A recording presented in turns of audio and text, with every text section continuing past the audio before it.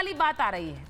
कल मुझे लगता है बहुत से जो ऑफर का जो ये सियासी जो हाहाकार मचाए ये भी ठंडा हो जाएगा कल जब नतीजे आएंगे। नतीजों के बाद पता चलेगा कौन हंगामा कर रहा है, कौन आरोप लगा रहा है। नतीजों के बाद अरविंद केजरीवाल कहीं चेहरा दिखाने लायक नहीं बचेंगे। अब वो ड्रामा करेंगे। ईवीएम आप देखिएगा सुबह 8 बजे 8:30 बजे के बाद आप ही के चैनल पे ये लोग नया ड्रामा ईवीएम कर रहे हैं। और अभी तो रात बाकी है, बहुत कुछ होगा। लेकिन यहाँ पे आपने जैसा बताया कि जब एसीबी जाती है सामने, ये सामने नहीं आ रहे, तो इसको देख के एक कहावत याद आ रही है, चोर की दाढ़ी में तिनका।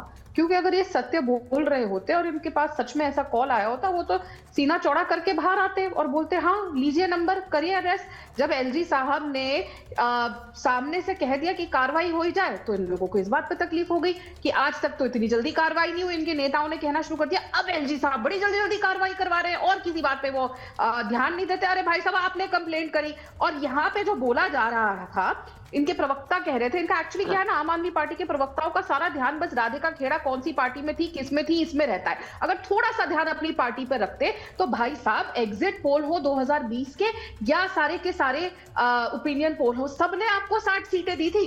सारे एग्जिट पोल, एक एग्जिट पोल नहीं था जिसने आपको 60 सीटें नहीं दी थी। मेरे पास सारी के सारे यहाँ पे है, चाहे Jan Ki Baat, Axis My India, Patriotic Voter, News X, India News, चाहे कोई भी चैनल का हो, सबने आपको 60 सीटें दी थी।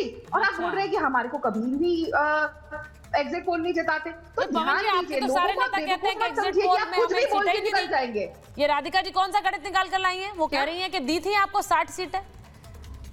ये आप लोगों ने मनगढ़ंत कहानी बना दी सारी है। देखिए पहली बात, दो चीज अलग अलग है। पहली बात तो ये है कि राधिका जी को नहीं पता कि एग्जिट पोल कब हुए थे, दूसरी पार्टी में थी। एग्जिट पोल में आम आदमी पार्टी को 2015 अरे भैया दिल्ली से मैं चुनाव लड़ी हूँ 2020 का, कौन सी दुनिया में रह रहे हैं? मैं दिल्ली के जलकपुरी से विधायक का चुनाव लड़ी हूँ, मुझे सब पता है 2020 में क्या हो रहा था। राधिका जी आप हर चीज को बेवकूफ क्यों समझते हैं दिल्ली की जनता को?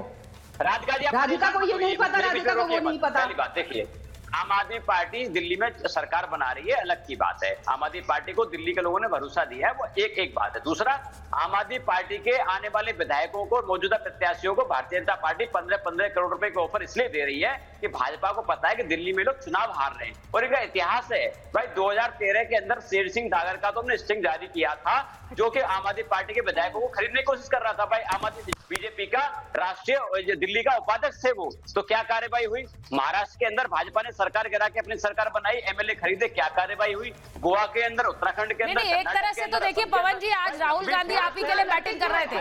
आज राहुल गांधी आप ही के लिए बैटिंग कर रहे थे जब वो ये कह रहे थे कि देखिए ये इस तरह से जो गणित है उसको सामने लाना चाहिए, वोटर्स को लेकर फर्जी आंकड़े हैं, वही वाले आरोप आज आपने भी लगाए। तो एक तरह से वो जो पैचअप वाली स्थिति है वो वापस दिख रही है, आने वाली है, ये भी दिख रहा है। लेकिन मुझे जरा जगदीश जी जरा जल्दी से बताइए, जो बहुत से लोग कह रहे हैं, अब मैं आज खुलकर ये पूछ रही हूं, क्या दिल्ली चुनाव में कल अरविंद केजरीवाल के लिए क्या सबसे बड़ी हार भी हो सकती है अभी तक की? क्योंकि उन्होंने दिल्ली में सिर्फ जीत देखी है जब से उन्होंने अपना राजनीति की शुरुआत की है।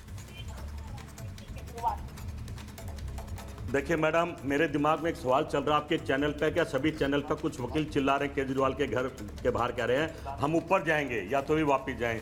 भाई ऊपर मोदी जी बैठे हैं, वो उनकी नहीं सुनेंगे, गृह मंत्री बैठे हैं, इनकी नहीं सुनेंगे, चुनाव आयोग बैठा है, इनकी नहीं सुनेंगे, और उसके ऊपर जाओगे तो कोर्ट बैठा है, इनकी नहीं सुनेंगे। भगवान बचार में सब आप तो सुन रहे हैं, कांग्रेस तो सुन रही है, ठग ली है। और कल केजरीवाल जी गिरेंगे। कल केजरीवाल, कांग्रेस ने सुना, कांग्रेस मैदान में आई, जो कहते थे नहीं आई, और केजरीवाल का बंटा डार कर दिया। इस बात को समझ लो।